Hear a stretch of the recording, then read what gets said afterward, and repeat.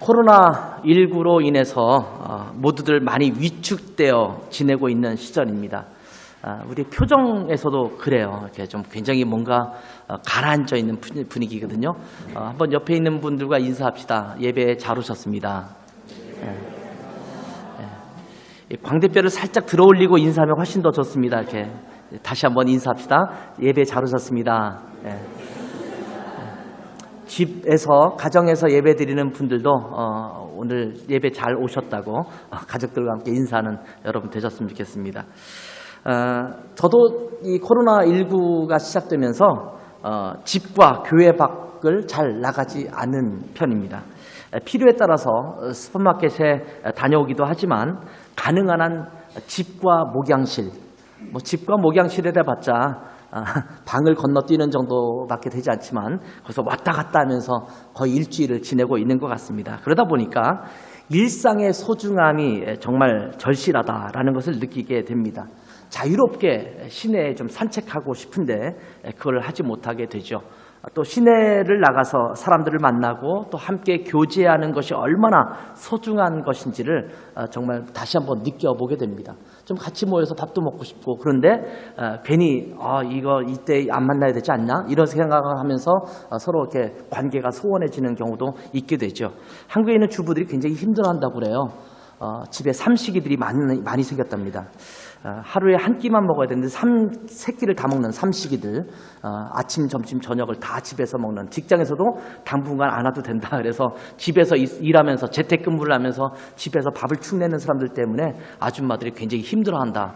그래서 코로나19는 큰일 났다. 아줌마들이 이게 화가 났으니까 금방 이제 물려칠 거다.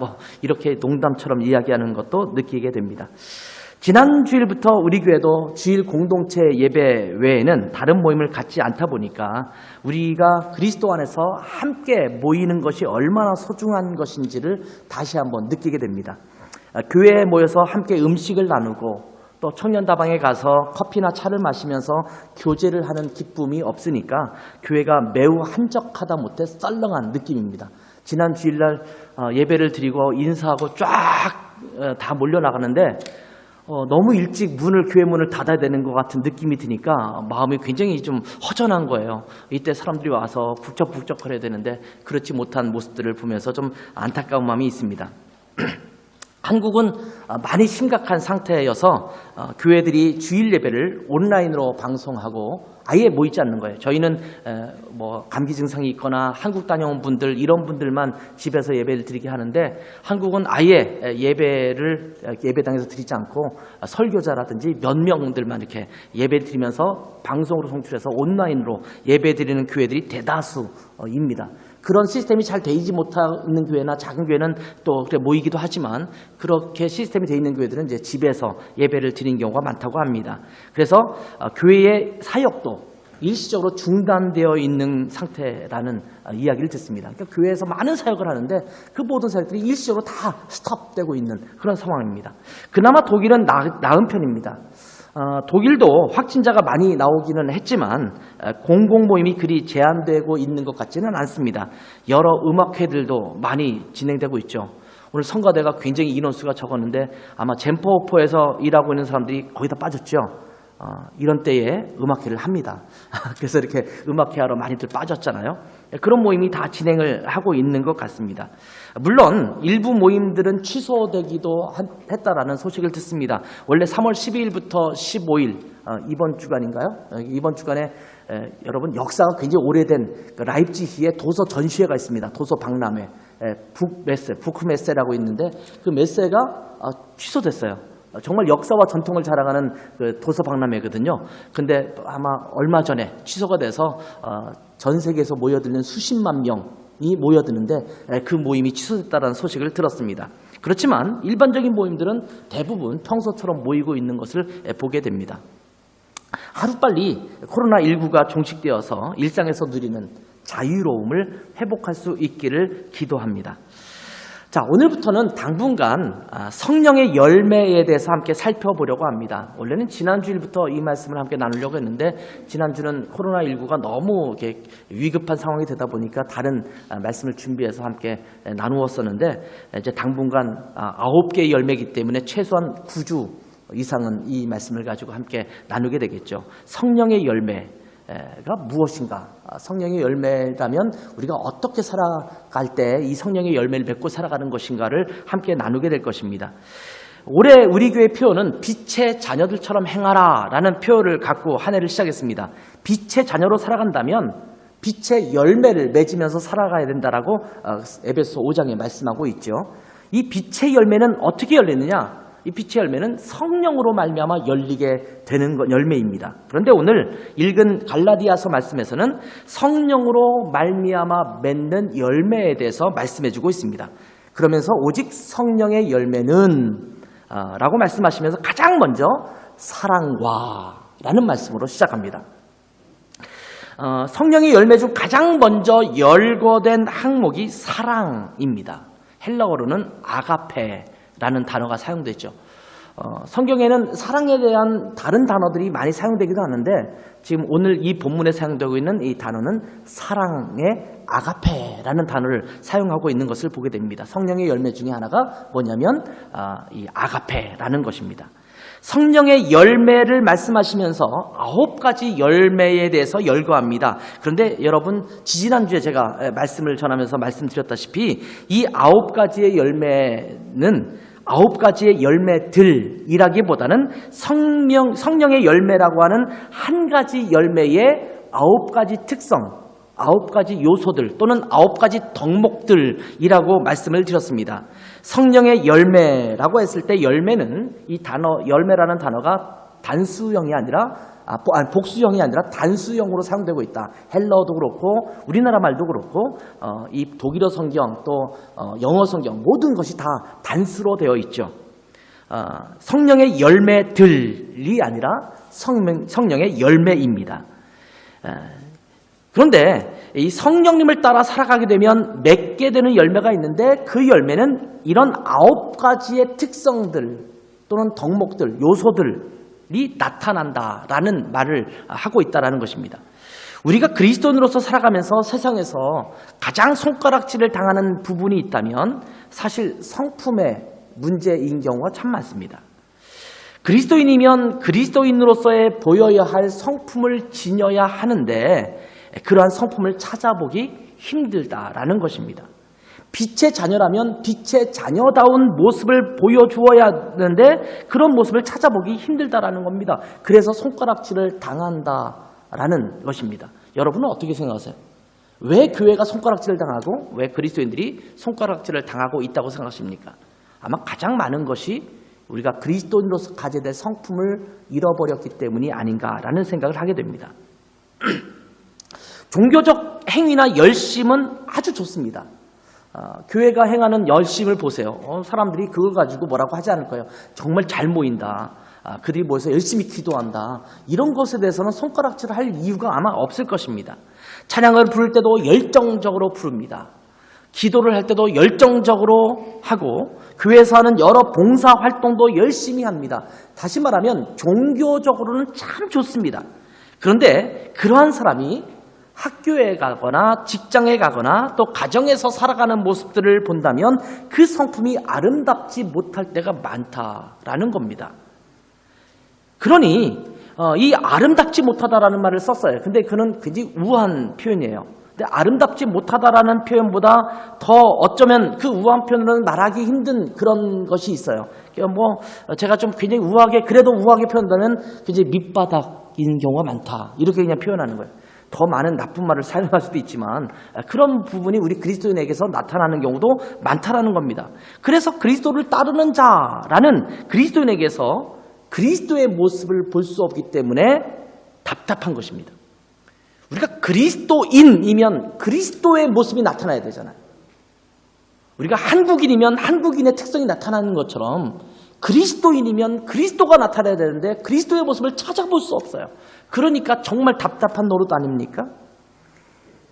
이제부터 우리가 성령의 열매의 특성들, 요소들, 이 덕목들을 살펴보면서 우리가 그리스도인으로서 빛의 자녀로서 갖추어야 될 덕목들을 우리 안에 이렇게 채워가는 시간이 되었으면 좋겠습니다.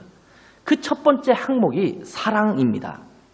그런데 이 사랑이라는 덕목을 나머지 8가지의 덕목과 함께 열거해야 되는지에 대해서는 저도 좀 갸우뚱한 부분이 있습니다.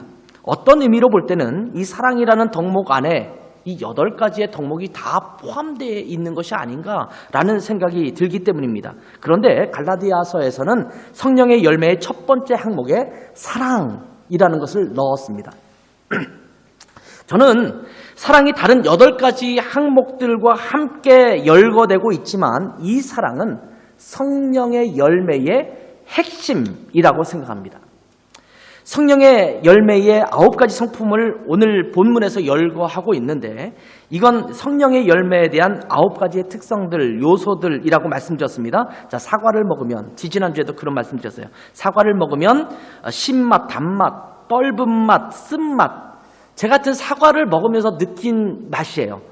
여기는 약간 쓴맛도 어느 부분 느낄 때도 있고 신맛도 나죠. 단맛도 당연히 있어요. 또 어떤 때는 약간 떫은 맛도 나는 것 같기도 해요. 그 외에 다른 맛도 있나요? 사과에서? 하여튼 사과의 품종마다 좀 다르긴 한데 그 사과에서 느낄 수 있는 맛이 여러 가지 미묘한 맛이 섞여서 사과라는 맛을 내는 거죠. 뭐 감을 먹어도 감에서 단맛도 있고 약간 떫은 맛도 있고 하여튼 여러 가지 그 맛이 조화되면서 또 이 감이라는 맛을 내는 거거든요. 성령의 열매도 이 9가지의 특성이 어우러지면서 성령의 열매라는 맛을 내게 되는 거거든요. 그런 것처럼 이 9가지의 특성이 잘 어우러지면서 성령의 열매의 맛을 내는 것입니다. 그런데 저는 이 사랑은 성령의 열매에서 씨앗과 같다라고 생각합니다.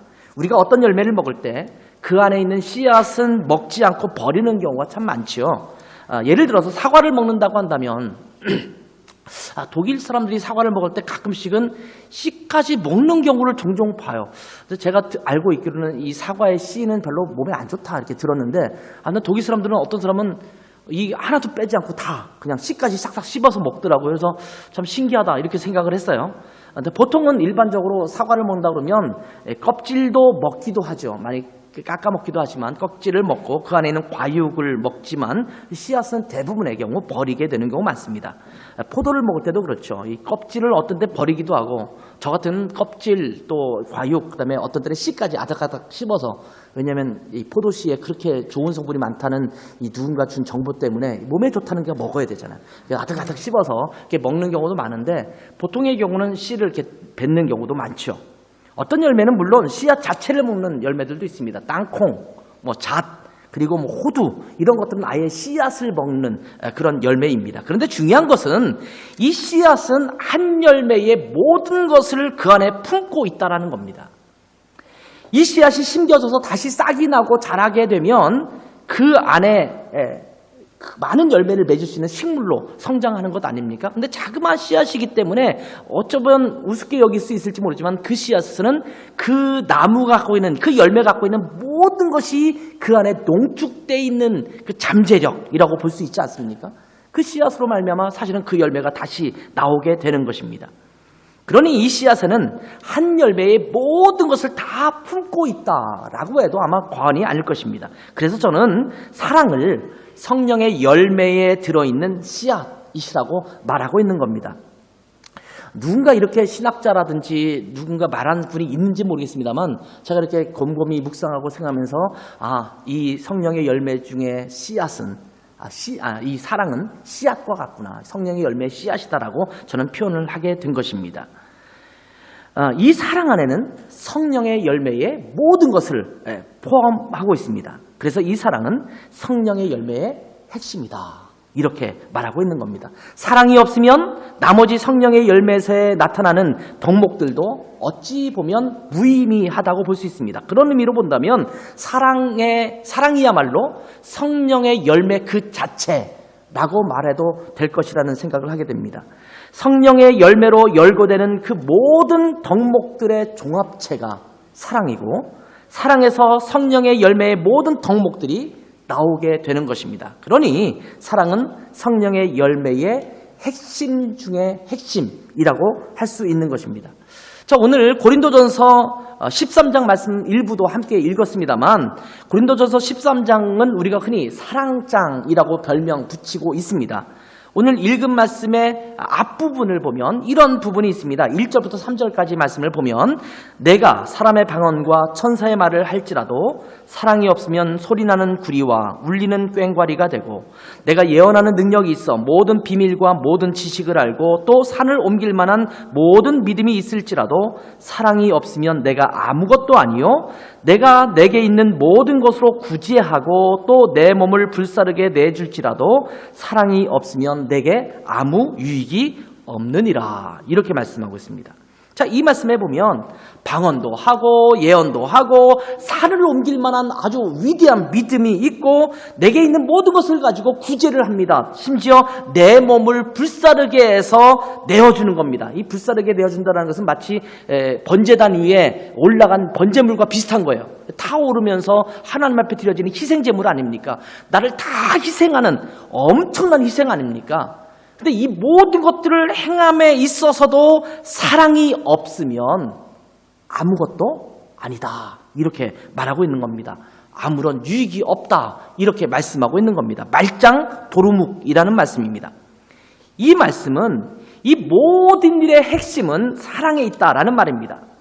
사랑으로 해야 믿음도 의미가 있고 신앙적 행위도 의미가 있다라는 겁니다. 사랑이 없는 봉사, 사랑이 없는 예배, 그리고 사랑이 없는 은사 사용, 이것들은 전혀 의미가 없다라는 겁니다. 이 모든 것의 핵심은 사랑입니다. 여러분이 지금 예배 자리에 나와 있고 예배하고 있지만, 찬양했지만, 또 이 예배를 위해서 여러 부분에서 지금 봉사하고 있지만 이것이 내가 갖고 있는 사랑의 모습이 아니라 의무감 때문에 어쩔 수 없이 투덜투덜거리면서 이 일을 행하고 있다면 아무것도 아니다. 아무 유익이 없다. 이렇게 말씀하고 있는 겁니다. 모든 것의 핵심은 어디에 있다고요? 사랑에 있습니다. 이제 우리가 앞으로 쭉 성령의 열매에 나타나는 덕목들을 살펴보게 될 텐데 그 모든 것은 사랑과 더불어 나타나야 되고 사랑으로 인해 나타나야 된다는 것을 우리가 꼭 기억했으면 좋겠습니다. 자, 사랑이 성령의 열매의 핵심이라고 말씀드렸는데 그렇기 때문에 그리스도인의 삶에서 반드시 나타나야 되는 것은 바로 이 사랑입니다. 성경은 그리스도인에게서 반드시 사랑이 나타나야 된다라고 말씀하고 있습니다. 그것도 한두 번이 아니라 여러 번 반복해서 말씀해 주시고 있습니다. 사랑은 모든 그리스도인의 표지이기 때문입니다. 자, 드레센을 상징하는 것들이 여러 가지가 있습니다. 여러분, 드레센의 상징물이 뭐가 있을까요? 여러분, 일단 그 드레센의 색깔이 무엇입니까? 혹시 드레센의 색깔을 아세요? 슈타트파르벤이라고 그러죠. 슈타트파르벤, 도시의 색깔. 뭐예요? 예, 아마 여러분 금방 그냥 누가 안 알려줘도 아마 노란색일 거야 이렇게 생각할 거예요. 왜냐하면 트람도 노란색, 버스도 노란색. 독일에서 처음 이 도시에만 사는 사람들은 모든 독일의 버스가 노란색으로 착각을 해요. 트람도 노란색으로 착각해요. 근데 다른 도시 가보면 다 트람이나 그 버스의 색깔이 다르다는 것을 느끼게 되죠. 여기는 노란색이 아니네? 이렇게 생각하잖아요. 드레센만 노란색인 거예요. 왜냐하면 드레센의 색깔이 노란색이 아닙니다. 슈바르츠 운트 겔프예요. 그러니까 노란색과 검은색이 같이 사용됩니다. 이것이 드레센 색깔이에요. 그러니까 노란색 그러면 여기 지나가는 버스라든지 이런 걸 보면서 드레센에 도착했구나. 드레센에 왔구나. 이 노란색 버스가 다니는구나. 이렇게 그 색깔을 보면서 드레센을 생각할 수 있는 거가 되는 거죠. 그 도시의 상징물을 표시할 때가 있죠. 보통 우리가 랜드마크라는 말을 쓰기도 하죠. 근데 예를 들면 드레센의 랜드마크가 뭐냐? 뭐 서로가 자기가 랜드마크라고 말하기도 하죠. 저는 드레센 한인교회가 랜드마크다 이렇게 말하고 싶지만 뭐 누구도 그렇게 인정하지 않을 테니까. 근데 뭐 드레센의 랜드마크가 뭐냐? 그러면 성모교회, 프라우인키르셰죠. 뭐 그런 거나 아니면 뭐가 있을까요? 여기 그 군주대 행렬이라고 하는 프리어스탄 죽 그러니까 군주들이 행렬하고 있는 벽화가 있지 않습니까? 그것도 랜드마크라고 이제 여기에서도 이렇게 소개하고 있어요. 그런가 하면 뭐 쯔빙거 궁전 또는 뭐 젠퍼 오퍼 뭐 이런 것도 랜드마크라고 이렇게 말하기도 하기도 하죠.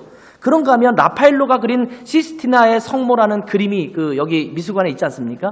그 미술관에 있는 그 시스티나의 성모 중에 턱을 이렇게 괴고 있는 그 천사 있잖아요. 그다음에 한 사람은 이렇게 있고, 그죠? 그 천사 두 명이 있는 것 보이죠? 그것을 보통 드레센의 랜드마크라고 보통 소개하기도 하죠. 그래서 드레센을 상징하는 그림이나 뭐 자석이라든지 보면은 천사가 이렇게 하고 있는 이 성모 마리아가 예수님을 안고 있는 그 장면을 이렇게 바라보고 있는 그 천사 두 명을 여기 드레센의 랜드마크라고 소개하기도 합니다.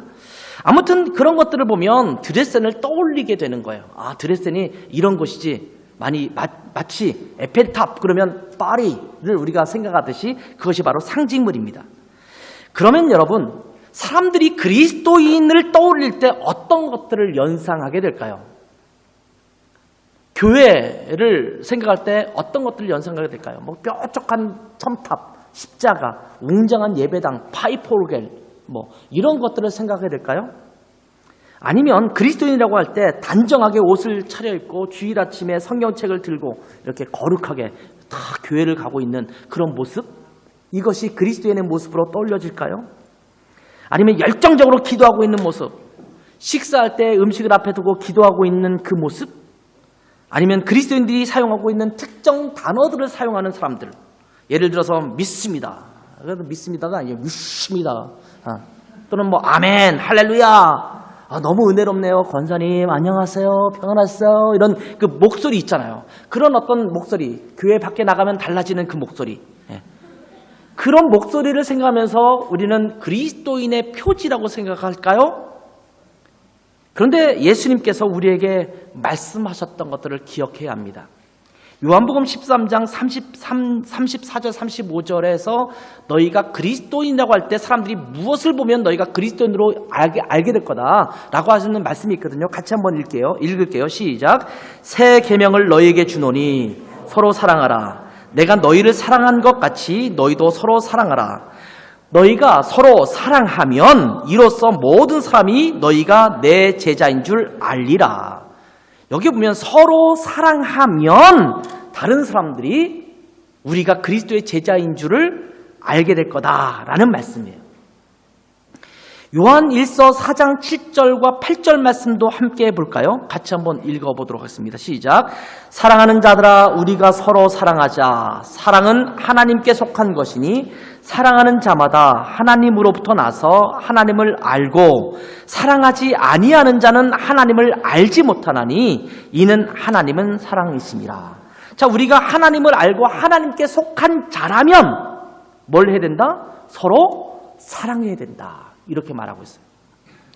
사랑하지 아니하는 자는 하나님을 알지 못한 자다. 이렇게 이야기하고 있습니다. 다시 말하면 그리스도인이라고 한다면 당연히 사랑하는 자여야 한다. 그 안에 사랑이 있어야 한다라는 말씀입니다. 여러분 안에 사랑이 있으십니까? 이 질문에 우리는 좀 진지하게 답변할 필요가 있습니다. 요즘 한국은 양대 진영으로 치열한 싸움을 싸우고 있습니다. 왜 이렇게 싸우는지 모르겠어요. 요즘은 그런 소식들을 듣고 싶지가 않아요. 너무나 싸워요. 4월에 국회의원 선거, 우리가 총선이라고 말하죠. 이 총선이 있어서 더욱 그런 것 같은데 치열하게 서로를 공방하고 있습니다. 그런데 문제는 정치인들만 그런 것이 아니라 우리 국민들 중에도 양쪽으로 나누어서 싸우고 있다는 겁니다. 가만히 지켜보면 문제를 해결하기 위해서 논의를 하고 묘안을 내기보다는 서로 일방적으로 다투고 있는 거예요. 들으려고 하지도 않아요. 왜 그런지, 왜 그런 정책을 냈었는지, 아니면 또 왜 이런 욕을 하는지에 대해서 서로 들으려고 하지도 않아요. 그냥 자기 말만 해요. 일방적인 다툼을 싸우고 있는 거예요. 어려운 때에 같이 머리를 맞대고 해결책을 찾아내고 마음을 모으기보다는 자꾸 대결 국면으로만 가려는 것 같아서 답답할 때가 참 많습니다. 뭔가 하나 이슈가 벌어지면 그 이슈를 가지고 어떻게 해결할 것인가가 아니라 그걸 가지고 빌미로 싸우는 거예요. 심지어 예수님을 믿는 그리스도인들조차 서로 손가락질하면서 서로가 잘못되었다라고 비난하고 있습니다. 예수님을 함께 따르는 자들이라고 말하면서 정치적 소견이 다르면 갑자기 적이 되고 맙니다. 재밌어요. 페이스북에 들어가면 어느 날 나는 누구누구 친구 끊었대. 왜 끊었나 보면 정치적 이해관계가 달라서 끊은 거예요. 그리스도 안에 하나라는 말이 도대체 어디서 나오는 건지 모르겠어요. 이해관계가 서로 달라지면 서로 등을 돌리고 맙니다. 이건 정치적인 이유가 아니어도 다른 이해관계가 서로 달라지면 같이 예수 믿는 사람인데 등을 돌려요.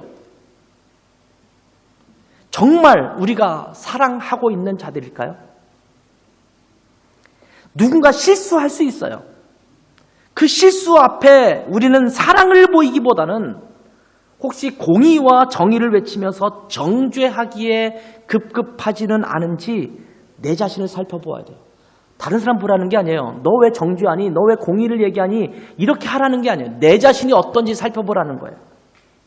우리는 서로 사랑해야 합니다. 사랑은 용서하고 용납하고 품어주는 것을 포함하는 것입니다. 좀 부족한 부분이 있어도 받아들일 줄 알아야 합니다. 우리는 모두 완벽한 자들이 아닙니다. 노력하고 애쓰는데도 안 되는 부분들이 있잖아요. 잘 바뀌지 않은 부분이 있잖아요. 근데 부족하지만 서로를 품어주는 사랑이 필요한 것입니다. 근데 우리는 그 부족한 것을, 실수를 참지를 못해요. 이제 성령의 열매를 계속 열거하면서 그런 부분과 관련된 부분도 함께 또 나누겠습니다만 참을 수가 없어요. 사랑이라는 단어를 사용할 때 오늘 우리가 읽은 모든 성경 구절, 고린도전서든 갈라디아서든 이 아까 읽었던 이 요한복음의 말씀이든 그 모든 단어에 나오는 사랑이라는 단어는 아가페라는 단어가 사용되었습니다. 제가 헬라 성경까지 다 찾아보면서 살펴보았는데 아가페라는 동일한 단어를 다 사용하고 있습니다. 근데 이 아가페라는 사랑은 무조건적인 사랑입니다. 상대방이 사랑할 만한 어떤 행동을 해서 사랑하는 것이 아니라는 말입니다. 그냥 그 존재 자체를 사랑하는 것이 아가페의 사랑입니다. 존재적 사랑입니다. 인간의 사랑에서 이 아가페의 사랑을 표현한다는 것은 정말 부족합니다. 아가페의 사랑을 할 수 있는 사람은 아마 없다고 생각합니다. 그나마 가장 가까운 것을 예를 든다면 부모님들이 자기 자식들을 사랑하는 것이 아마 가장 가까운 것이 아닐까라는 생각을 하게 됩니다. 그저 자녀이기 때문에 사랑하는 것입니다. 자식이 못나고 부족하고 날마다 부모의 속을 썩여서 그 속을 뒤집어 놓더라도 그 속상함으로 인해서 눈물을 뚝뚝 흘리면서도 자식 걱정을 하고 있는 부모님들을 저는 참 많이 보아왔습니다. 제가 봐도 정말 못난이 자식을 두고 있어요. 그렇게 속을 썩여요. 그런데 부모는 그 자식을 보면서 눈물을 흘려요. 가슴 아파하고 안타까워하고 어떻게든 그 자식을 어떻게 건사해보려고 하고 애쓰고 노력하는 부모님의 마음이 있거든요. 아마 자식이 아니었으면 내쳤을지도 몰라요. 자식이기 때문에 사랑하는 거예요. 무슨 소리냐면 그 존재 가치가 있기 때문에, 존재로서 가치가 있기 때문에 사랑하는 거예요. 그게 부모가 자식을 향한 사랑이에요. 근데 그것도 사실은 아가페의 사랑에 미치지 못합니다. 부모 자식 간에도 징그러울 때가 있잖아요. 싫을 때가 있잖아요. 지겨울 때가 있어요. 너무 속삭이면 저 자식을 왜 낳아가지고 뭐 이런 마음 들 수도 있잖아요. 근데 하나님은 그렇지 않다는 거예요. 그냥 하나님의 피조물이기 때문에 끝까지 사랑하는 거예요. 자식이니까 사랑하는 겁니다. 여러분 옆에 앉아 계신 분을 한번 볼까요? 슬쩍 보세요. 사랑하십니까? 속으로 사랑할 만한 구석이 있어야 사랑하지. 혹시 이렇게 생각하고 있지 않습니까? 여러분 옆에 앉아있는 분이 하나님의 자녀이기 때문에 사랑하는 겁니다. 아멘? 그냥 하나님의 자녀이기 때문에 사랑하는 거예요. 그리스도 안에서 한 형제요, 한 자매이기 때문에 사랑하는 것입니다. 그 사람에게 사랑할 만한 구석이 있어서 사랑하라고 하신 것이 아니라 그저 사랑하라고 말씀하고 있는 겁니다. 서로 사랑하는 것, 이것이 그리스도인 됨의 표지라는 말씀입니다. 우리 주님은 너희가 그리스도인이라면 서로 사랑하라 라고 명령하십니다. 우리가 그리스도인이라면 서로의 성향과 스타일과 정치적 성향과 생활 방식의 차이를 떠나서 그냥 사랑해야 합니다. 이것이 그리스도인의 모습이기 때문입니다. 그래서 누군가가 우리를 보면 저 사람들은 그리스도인들이구나. 저들이 서로 사랑하는 모습을 보니 그런 것 같아. 이렇게 느낄 수 있는 자들이 되어야 한다는 것입니다. 드레스나 하나님교회 성도들, 또 드레스나 하나님교회 청년들, 또 드레스나 하나님교회 우리에 속해 있는 각 우리 모임의 사람들, 그들이 살아가는 모습을 보니까 저렇게 싸울만 한데 좀 싸우는 것 같더니만 그런데 서로 이렇게 화해하고 금방 또 그렇게 함께 서로 사랑의 관계를 나누네? 저들은 그리스도인이구나. 이렇게 볼 수 있어야 된다는 거예요. 오해하지 마세요. 사랑한다고 해서 안 싸우는 게 아니에요. 부모가 자식을 사랑한다고 해서 부모가 자식에게 늘 예쁘게 고운 말만 하는 줄 아세요? 막 욕도 하고 막 어떤 때는 막 상처 주는 말도 하고 막 그래요. 근데 부모가 그 자식을 사랑하는 것은 분명해요. 형제끼리 막 싸우기도 하고 다투기도 하고 그래요. 근데 서로가 사랑하는 것은 분명해요. 그 사랑이 있으니까 그냥 대판 싸우고도 같이 자는 거예요. 부부싸움한 거 보면 그 다음 날부터 안 살 것 같은데 며칠 지나면 언제 그랬냐는데 또 같이 친한 척하고 살고 있어요. 그걸 보면 가족이기 때문에 그래요. 그게 사랑의 모습이거든요. 저들은 부부구나. 가족이구나. 그런 것처럼 우리가 그리스도 안에서 그 사랑을 볼 수 있어야 합니다. 자, 이 사랑 안에는 모든 것이 있습니다. 성령의 열매에서 나타나는 모든 덕목들이 이 사랑 안에 있습니다. 성령의 열매에서 나타나는 모든 덕목들은 예수 그리스도에게서 나타나는 성품들이라고 말할 수 있습니다. 이 모든 덕목들은 예수님의 모습을 통해서 발견할 수 있는 그런 모습들입니다. 예수님은 이 9가지의 모든 덕목을 갖고 계신 그런 분이십니다. 다시 말하면 이 9가지의 덕목을 갖는다는 것, 성령의 열매를 갖는다는 것은 그리스도를 닮아간다라는 또 다른 의미의 말이기도 합니다. 우리가 그리스도인이면 그리스도를 닮아가야 되잖아요. 그리스도인 닮아가려면 구체적으로 어떻게 되느냐? 성령의 열매의 9가지 덕목들을 갖는 것. 이것이 바로 그리스도를 닮아가는 모습이라는 겁니다. 그런데 이 모든 그리스도의 성품은 사랑에서부터 시작됩니다. 성령의 열매의 9가지 덕목에 사랑이 포함되어 있지만 사실은 이 모든 덕목은 사랑에서 시작됩니다. 아마 그래서 9가지 덕목 중에서 가장 먼저 사랑을 언급하면서 아마 나머지 덕목들을 이야기하고 있다고 생각합니다. 자, 오늘 읽은 말씀 중에서 고린도전서 13장 4절에서 7절 말씀을 다시 한번 읽어보도록 할게요. 제가 읽을게요. 사랑은 오래 참고, 사랑은 온유하며, 시기하지 아니며, 사랑은 자랑하지 아니하며, 교만하지 아니하며, 무례히 행하지 아니하며, 자기의 유익을 구하지 아니하며, 성내지 아니하며, 악한 것을 생각하지 아니하며, 불의를 기뻐하지 아니하며, 진리와 함께 기뻐하고, 모든 것을 참으며, 모든 것을 믿으며, 모든 것을 바라며, 모든 것을 견디느니라. 자, 사랑에 대해서 이야기하면서 어떤 덕목들이 열거되고 있을까요? 자, 오래 참음, 온유함, 무례히 행하지 않는 것, 자기의 유익을 굳지 않는 것, 진리와 함께 기뻐하는 것, 모든 것을 참고 믿고 견디는 것, 이런 여러 가지 것들이 열거되고 있는데 가만히 살펴보면 똑 맞아떨어지진 않지만 희락과 화평과 오래 참음과 자비와 양성과 충성과 온유와 절제 같은 성령의 열매와 맥을 같이 하는 것처럼 보이지 않습니까?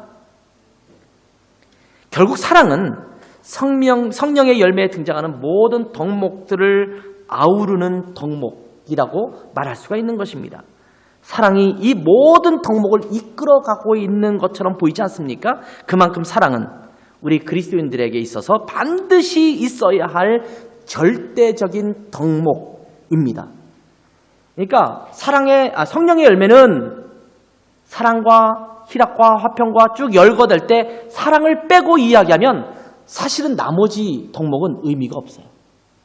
나머지 덕목은 나올 수 없는 덕목이에요. 사랑이 마치 기관차가 나머지 기차를 끌어가듯이 사랑이 쫙 끌고 가면 나머지 덕목들은 거기에 딸려오는 그러한 덕목들처럼 여겨지고 있는 것입니다. 예수 그리스도는 사랑이십니다. 그리고 이 사랑이 우리에게 왔습니다. 그리고 이 사랑은 우리에게서 다른 형제와 자매들에게 행해져야 합니다. 이것이야말로 모든 우리 그리스도인들에게서 자연스럽게 나타나야 되는 아주 중요한 덕목입니다. 자, 어떻게 그러면 우리가 사랑할 수 있을까요? 구체적으로 사랑을 어떻게 하면 될까요? 어쩌면 나머지 8가지의 덕목을 살펴보면서 그 덕목을 온전히 이루는 것이 사랑을 완성하는 것이 아닐까라는 생각을 하게 됩니다. 그러니 나머지 8가지를 쭉 살펴보면서 그것을 잘 행하는 것, 사랑의 마음을 가지고 구체적으로 그렇게 하는 것, 이것이 바로 사랑을 이루는 그 모습이라는 생각을 하게 됩니다. 주님은 우리에게 말씀하십니다. 새 계명을 너희에게 주노니 서로 사랑하라. 내가 너희를 사랑한 것 같이 너희도 서로 사랑하라. 너희가 서로 사랑하면 이로써 모든 사람이 너희가 내 제자인 줄 알리라.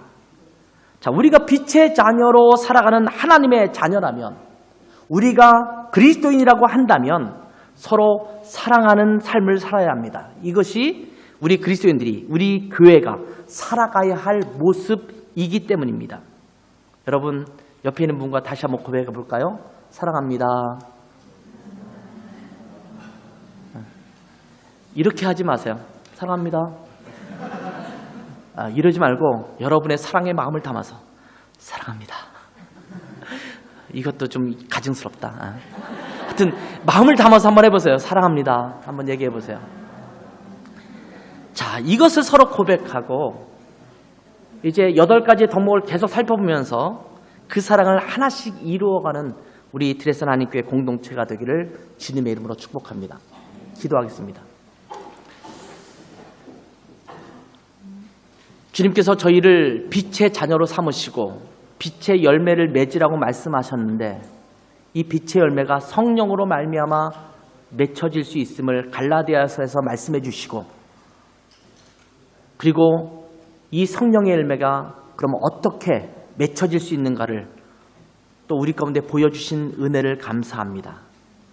하나님, 성령의 열매는 오직 사랑과 이 사랑을 맺어야 되는 덕목임을 저희가 다시 한번 살펴보았는데, 너희가 서로 사랑하면 모든 사람이 너희가 그리스도의 제자인 줄 알게 될 것이다 라고 말씀하셨던 것처럼, 우리가 서로 깊이 사랑함으로 말미암아 서로를 품어주고 감싸주고 서로를 용납함으로 말미암아 우리가 그리스도인 됨의 표지를 잘 세상에 보일 수 있는, 그리스도를 드러낼 수 있는 하나님의 귀한 사람들 될 수 있도록 축복하여 주셔서 예수님의 이름으로 기도했습니다.